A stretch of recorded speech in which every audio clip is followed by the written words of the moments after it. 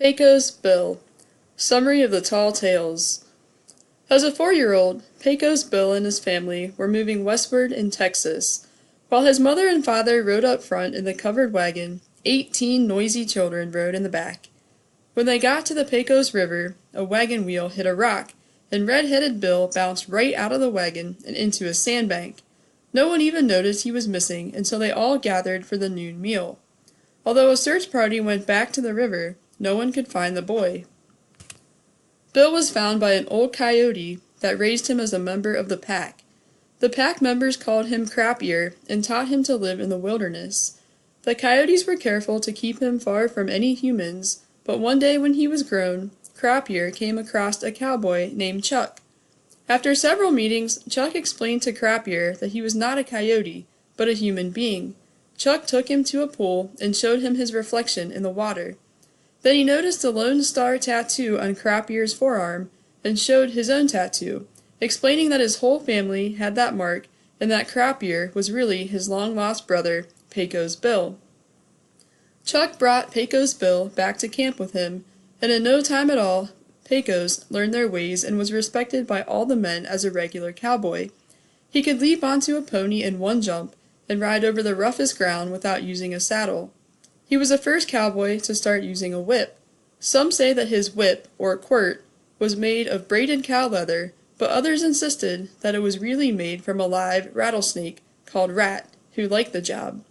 Pecos Bill braided a longer rope and used it for a lasso to rope cattle, and he taught the other men to do this too. Pecos Bill was the one who introduced the branding of cattle. He taught the men to sleep out under the stars and stay with their herd.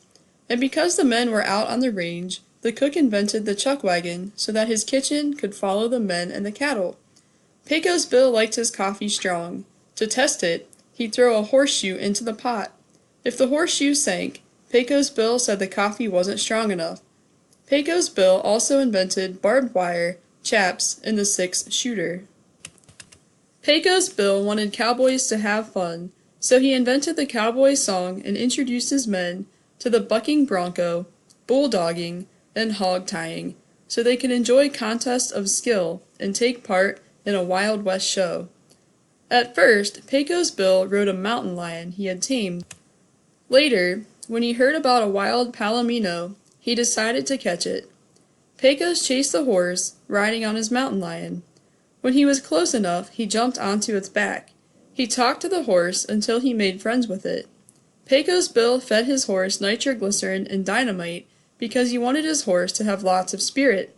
Other horses had only 2 gaits, but Pecos Bill taught his horse 27 different gaits. Others tried to ride his horse but were quickly bucked off. They were bucked so high into the air that when they fell back down, they were killed. For this reason, the horse was given the name of Widowmaker. Pecos Bill insisted on burying everyone that Widowmaker killed. He created Tombstone, Arizona, for just this purpose. Pecos Bill was an excellent shot. He could shoot a bumblebee in the eye at 60 paces. He was brave, too. His men knew that he wasn't afraid to shake hands with lightning, but most of all, he was an excellent cowboy. His herd increased in size until Pecos Bill used New Mexico for a corral and Arizona for a calf pasture. The Longhorns multiplied, and his ranching business flourished. Although Pecos Bill could cover the whole Southwest, his men didn't like to travel that much, so he established brand ranches. One was at Hell's Gate Gulch, and one was called the IXL Ranch. Another of Pecos Bill's ranches was the Circle Mountain Ranch. Lumbermen had cut all the trees from the mountain, and thick grass now grew there. It was always summer at the foot of the mountain, and always winter up at the top. Pecos Bill brought some of his cattle there. All the animals that lived on the mountain soon grew 2 long legs and 2 short ones. The legs on the uphill side were short, and this allowed the animals to stand up straight. On ground level, they had to lean up against a tree. Pecos Bill called this the Perpetual Motion Ranch, because the animals could move up or down to get warmer or cooler. Once a fence was built around the bottom, there was little for the cowboys to do. Some say a wealthy Englishman eventually bought this ranch. Once, when a fierce northern storm blew in, Pecos Bill saw a dog running in front of the storm. He'd wanted a dog to keep Widowmaker and him company, and he knew this was just the dog for him. He kept the animal and named him Norther. During the same storm, some crows got stuck on the roof. They couldn't move because their shadows had frozen to the ground. Pecos Bill got an iron bar and pried the shadows loose so that the crows could fly away again. Since then, such bars have been called crowbars. One of Pecos Bill's greatest feats occurred on the 4th of July. There was only one cyclone in those days, but it was a big and terrible one. It always seemed to come at the end of the celebration. On this day, when the cyclone came, Pecos Bill met it sitting on Widowmaker. They raced together until Pecos Bill grabbed the cyclone's ears, and he pulled himself on its back. Pecos Bill didn't have his spurs on, there was no saddle, he didn't have a rattlesnake for a quirt, and there was no bridle. The cyclone twisted and turned 1,000 times. The rain poured, the lightning flashed, but Pecos Bill hung on. The cyclone finally gave up over the Rocky Mountains. It broke into many pieces. Pecos Bill jumped to a nearby streak of lightning and slid down it to earth. When the pouring rain put the lightning out, Pecos Bill landed hard in what is now Death Valley. He compressed the spot, which is still 276 feet below sea level.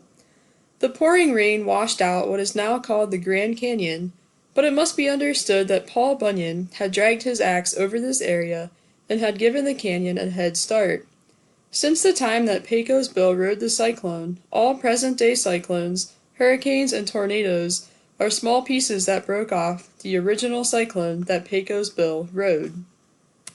Because he had so many ranches, Pecos Bill needed a steady supply of water for his cattle. He finally decided to dig the Rio Grande. The river not only provided a water supply, but it made a boundary between the United States and Mexico. After the river was dug, Pecos Bill would sometimes go fishing in it. He used his snake Rat as a fishing line and always had good luck. Rat would hold the bait in his mouth. When a fish bit, Rat would shake his rattles to let Pecos Bill know he'd made a catch.